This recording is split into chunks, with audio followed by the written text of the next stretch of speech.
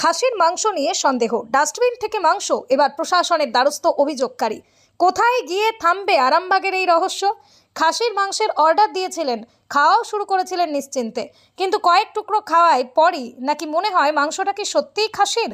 সন্দেহ থেকেই শুরু হয় খোঁজ। হোটেল কর্তৃপক্ষকে বিষয়টি জানানো হলেও অভিযোগ অস্বীকার করা হয় বলেই দাবি। এরপর ওই ব্যক্তি ফের হোটেলে গিয়ে ডাস্টবিন থেকে মাংসের টুকরো বের করে আনেন বলেই অভিযোগ। সেই মাংস কয়েকজন ক্যাটারারকে দেখানো হলে তারা সেটি খাসির মাংস নয় বলেই দাবি করেন। এরপরই বিষয়টি আরও গুরুত্বপূর্ণ মোড় নেয়। জানা যাচ্ছে অভিযোগকারী এবার প্রশাসনের দ্বারস্থ হয়েছেন। বিষয়টি লিখিতভাবে বিধায়ক হেমন্ত বাগের কাছেও জানানো হয়েছে। পাশাপাশি মাংসের যে টুকরো নিয়ে এত প্রশ্ন, সেটিও ফুড ডিপার্টমেন্টের সংশ্লিষ্ট পরীক্ষার জন্য পাঠানো হয়েছে বলেই জানা গেছে। অর্থাৎ এখন সামনে আসতে চলেছে সবচেয়ে গুরুত্বপূর্ণ প্রশ্নের উত্তর। মাংসটি আসলে কি? এখনো পর্যন্ত এটিকে কুকুরের মাংস বলে চূড়ান্তভাবে দাবি করার মতো কোনো বৈজ্ঞানিক রিপোর্ট সামনে আসেনি। তাই অভিযোগকে অভিযোগ হিসেবেই দেখা উচিত। একই সঙ্গে অভিযোগটি গুরুতর হয় নিরপেক্ষভাবে সত্যতা যাচাই করাও জরুরি। আর মানুষের আতঙ্কের পিছনে যে একটা সামাজিক প্রেক্ষাপট রয়েছে, সেটাও অস্বীকার করার উপায় নেই। অতীতে কলকাতার মতো বড় শহরে ভাগার কাণ্ড নামে পরিচিত ঘটনায় মৃত ও পরিত্যক্ত পশুর মাংস খাদ্য হিসেবে ব্যবহারের অভিযোগ নিয়ে ব্যাপক চাঞ্চল্য তৈরি হয়েছিল। সেই স্মৃতি থেকেই খাবারের সঙ্গে কুকুরের মাংসের মতো কোনো অভিযোগ জড়িয়ে পড়লে সাধারণ মানুষের মনে স্বাভাবিকভাবেই আতঙ্ক তৈরি হয়। কিন্তু মনে রাখতে হবে, আতঙ্ক প্রমাণ নয়, আবার অভিযোগও এমন কিছু নয় যা তদন্ত ছাড়াই উড়িয়ে দেওয়া যায়। এখানেই প্রশাসনের ভূমিকা সবচেয়ে গুরুত্বপূর্ণ। মাংসের টুকরো পরীক্ষায় কি রিপোর্ট আসে? অভিযোগ সত্যি হলে মাংসের উৎস কোথায়? খাদ্য সরবরাহ ব্যবস্থায় কোথাও গাফিলতি হয়েছে কি? আর অভিযোগ মিথ্যা হলে কেউ কি ইচ্ছাকৃতভাবে একটি ব্যবসায়িক প্রতিষ্ঠানের বদনাম করার চেষ্টা করেছেন? সব প্রশ্নের উত্তর এখন তদন্ত পরীক্ষার রিপোর্টেই। একজন ক্রেতা টাকা দিয়ে যে খাবার কিনছেন, সেটি কি তা জানার অধিকার তার রয়েছে? আবার একজন ব্যবসায়ীর বিরুদ্ধে গুরুতর অভিযোগ উঠলে প্রমাণ ছাড়া তাকেও দোষী বলা ঠিক নয়। তাই এবার অপেক্ষা ফুড ডিপার্টমেন্টের রিপোর্টের। সত্যি হলে ব্যবস্থা হোক, মিথ্যে হলে অভিযোগের আড়ালের সত্যটাও সামনে আসুক। কারণ শেষ পর্যন্ত প্রশ্নটা শুধু মাংসের নয়, প্রশ্নটা মানুষের খাবার এবং বিশ্বাসের। বাসুদেবপুর সংলগ্ন আরামবাগ।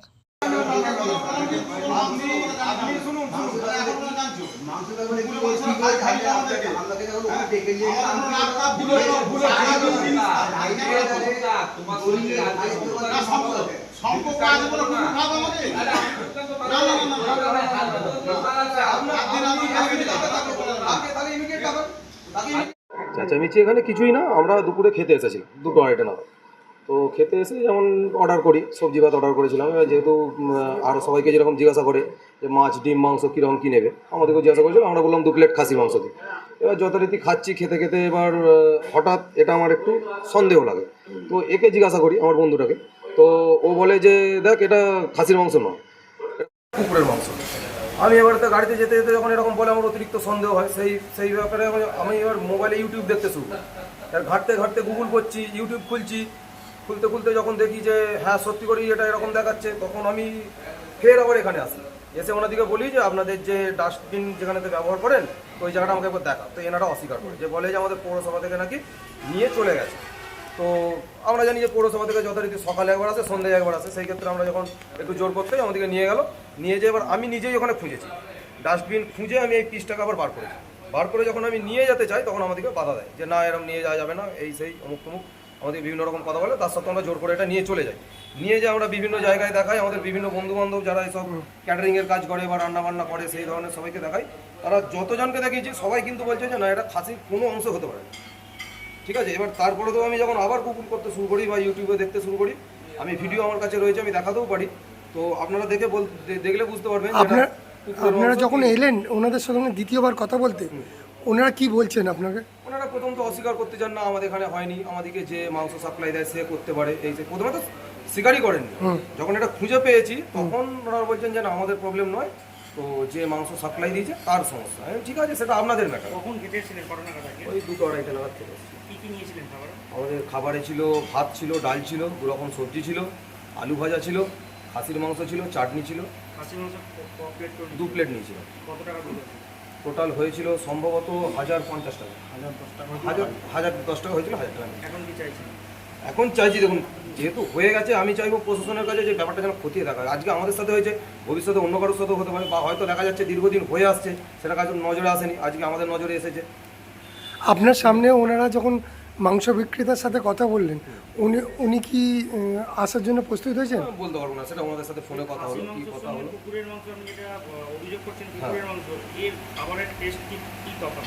দেখুন সেই মুহূর্তে তো কিছু বুঝতে পারিনি, হুম। এবার সেই মুহূর্তে বুঝতে পারিনি। আর 5 জনের কাছে যখন খবর নিলাম তখন তো ওনারা বলছেন যে নাকি খাসির মাংস কুকুরের মাংস নাকি একই রকম টেস্ট হয়। এবার আমরা তো কখনো খেয়ে দেখিনি, এই প্রথম জীবনে অভিজ্ঞতা। কুকুরের মাংস কিরকম টেস্ট হয় দেখানি, কিন্তু আমি ইউটিউবে যেমন নাগাল্যান্ডে যে সমস্ত কুকুরের মাংস রান্না করে খায় ওরা, আমি সেই সব ভিডিও যখন দেখছি তখন দেখছি হুবাহু ম্যাচ করে যাচ্ছে, এই হাড় এই মাংসের পিস একই রকম ম্যাচ করে যাচ্ছে। এই বিষয়টা নিয়ে কি প্রশাসনের দ্বারস্থ হয়েছেন? অবশ্যই প্রশাসনের কাছে তো অবশ্যই যাব, কারণ দেখি প্রশাসনকে আমরা অবশ্যই বলবো যে যাতে বিষয়টা সানি খতিয়ে দেখা হয়, এবং খাদ্য দপ্তরকেও আমি বলবো যে অবশ্যই যেন বিষয়টা নিয়ে একটু তদন্ত করে দেখা, কারণ এটা তো খুব একটা সামান্য বিষয় নয়। বলুন না, কুকুরের মাংসটা একটা জাতের জিনিস না, কুকুর এটা এমনি নোংরা প্রাণী। দ্বিতীয়ত হচ্ছে কুকুর একটা গৃহপালিত পশু, তাকে এইভাবে যখন কেটে যদি বিক্রি করে দেয় তো সেই ক্ষেত্রেও তো এফেক্ট আসতে হয়, তাই না? এর আগে কি এই হোটেলে খেয়েছেন? অনেকবার খেয়েছি আমরা, এখানেই যথারীতি খাই, কিন্তু এরকম ধরনের ঘটনা আগে কখনো হয়নি। কিন্তু আজকে যখন এরকম পেলাম শুনে খুবই মানে একটা নিজেদেরও খারাপ লাগলো যে এত বড় একটা প্রতিষ্ঠান, এত নামডাক, এত কিছু, আমরা সেই বিশ্বাসে আসি, কিন্তু বিশ্বাসের আড়ালে যদি এরকম চলে তো সেই ক্ষেত্রে তো অসুবিধা হয়। আমার বাড়ি কুলবাড়ি। কি নাম আপনার? মিন্ময় দত্ত। আর কে এসেছিলেন? এটা আমার বন্ধু হয়, এর নাম প্রশান্ত মালিক, এর তেঘড়িতে বাড়ি। উনিও খেয়েছেন? হ্যাঁ, দুজনে একসাথেই খেয়েছিলাম। এই হোটেলের নাম অপূর্ব লজ। আমরা পিসি চন্দ্রের পাশে যে রহিমের ভাই হালিমের দোকান আছে, আমরা ওইখান থেকে মাংস নিয়ে আসি। মাংসের দোকানে কী করছে সেটা তো আমি বলতে পারবো না, মাংস যেমন আসে সেরকম প্রতিদিন তো মাংস আসে, ওখান থেকে ওর কাছ থেকে মাংস নিয়ে আসা। আর এত বছর ধরে ব্যবসা করছে, কেউ যদি বদনাম করার জন্য কেউ যদি বলে সেখানে কি কারোর কিছু করার আছে? আমরা তার মাংসটা কোনটা কুকুরের মাংস কোনটা, আমরা তো খাসি মাংস বলেই তো মালটার দোকান থেকে কিনে নিয়ে আসি। আর এত বছর 25-26 বছর ওর কাছ থেকে মাংস টোটালি মাংস আসে। হ্যাঁ, যারা অভিযোগ করছে এর আগেও নাকি আপনার এখানেই খেয়ে গেছে আজকে। হ্যাঁ, আমার এখানে আসে তো খেয়ে গেছে, তো এখানে দুপুরবেলা এসেছিল খেতে, দুপুরবেলাও খেয়েছে আজকে। এবার কি বলবো, ওরা বলছে এটা কোনো কুকুরের মাংস। রেয়াজি মাংসর হাট সাধারণত মোটাই হয়, ওদিকে সেটা আমি আর বোঝাতে পারছি না। এখন তো সব রেয়াজির মাংস, রেয়াজি খাসির মাংস বিক্রি হয় দোকানে। হ্যাঁ, কি বলবো, ওনারা বলছেন যে এটা এবার তপ্তর ইয়ে নেই, ওটাকে ল্যাব টেস্ট করলে ওটা পেয়ে যাবে, তাহলে তো ঝামেলাটা মিটে যাবে, অসুবিধা কী আছে? আমরা দেখো তো নিজের জোর গলায় বলছি তো, আমরা যে মাংস নিয়ে আসি বিশ্বস্ত দোকান থেকে মাংস নিয়ে আসি। পিসি চন্দ্রের পাশে যে হালিমের দোকান আছে, হালিমের দোকান থেকে মাংস আসে। আপনারা ওখানে যে আমরা নিজেরাও যে আপনারা যান, যে ওদের কাছ থেকে আপনি ওখানে জিজ্ঞাসাবাদ করবেন যে ওখান থেকে আমার এখান থেকে মাংস যায় কিনা, খালি আপনাদের জিনিসটা পরিষ্কার হয়ে যাবে। আমরা তো বাইরে থেকে কোনো জায়গা থেকে মাংস নিয়ে আসি না, যা বাইরে থেকে ও মাংস ফেলাই করছে সেখান থেকে আসে। যা মাংস আসে এত বছর যাবো যা আসে সব হালিমের ওখান থেকে মাংস আসে। আপনারা ওখান থেকে এখানে পরখ করে নেবেন, ঠিক আছে? বাপ্পা সরকার, আরামবাগ। হ্যাঁ, এখানে আসি দায়িত্ব দেখাশোনা করি।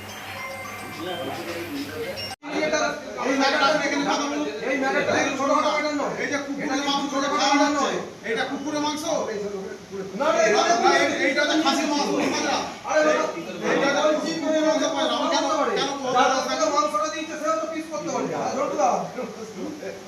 এখানে এসো না, এইটা কি কুকুরে ফাঁসো না? আরে এটা নিয়ে বলছে, ওরা বলছে যে আমাদের কাছে মাংস আছে, সে দিয়ে দিয়েছে। এইটা যদি খাসির হয় মানে এই 5,000 টাকা কুকুরের মাংস তো। মাংস আমি তো তোকে এখনো দেখাচ্ছি তো, আমি তো ইউটিউবে সার্চ করে আমি তো ভিডিও তো দেখে একটা নয় 25 দেখেন ভালোভাবে। এই তো দেখুন,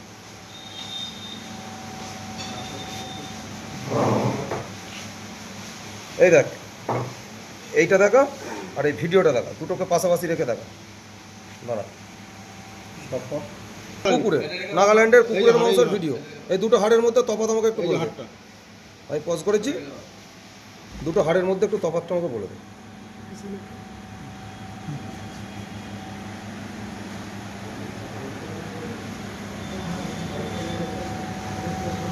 ইয়াম্মা কোম্পানি অনুমোদিত আরামবাগ মহকুমার একমাত্র মেইন ডিলার আমনা অটো সাপ্লাই এখন বিশ্বমানের শোরুম নিয়ে হাজির হয়েছে আরামবাগের গড়বাড়িতে।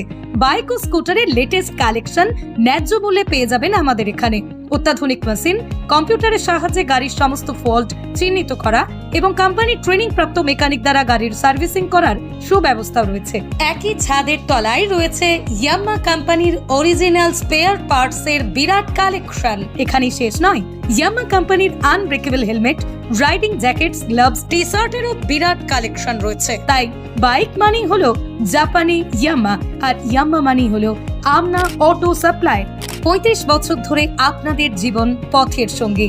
আমাদের ঠিকানা গড়বাড়ি, আরামবাগ, হুগলি। যোগাযোগ নাম্বার 9083247009 অথবা যোগাযোগ করুন 9083247007।